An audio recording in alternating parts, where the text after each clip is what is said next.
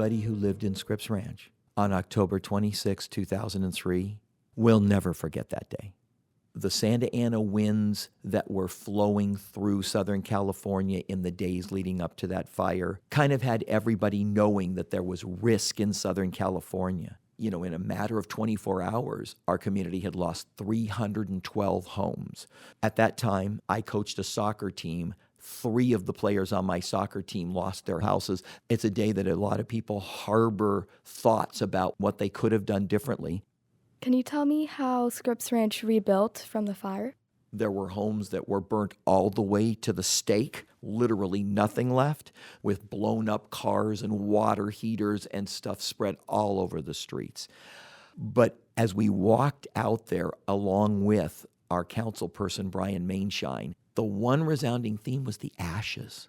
It was people's family photos sitting in the ashes. That's what brought the whole concept of the Phoenix. And Project Phoenix was literally born. That next Tuesday night, we ended up with hundreds and hundreds of people, standing room only at St. Gregory's, of people whose homes had just burnt in the last 72 hours, to people that were here to help. That became the community spirit that then mixed with public sector and the advocacy that we ended up taking to a state level that kind of became what is now the model for fire recovery in the state of California and has been shared as best practice nationwide as well. Wow.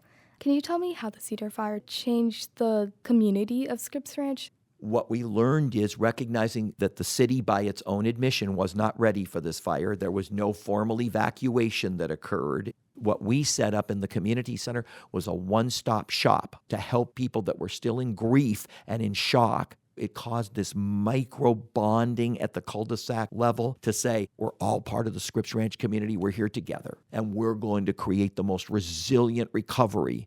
Why do you think people of my generation should learn about the Cedar Fire and its impact? When you build a Project Phoenix and you want to be resilient, and there's this competitive spirit that says, we're going to build 312 homes, we're going to make Scripps Ranch what it was the quickest possible. What we learned from listening to the people telling their stories, they weren't all in a rush to build. They were still grieving. They were still trying to figure out, what do we want to do? It taught us community leaders should be here to help a community, but not to force a community to do anything.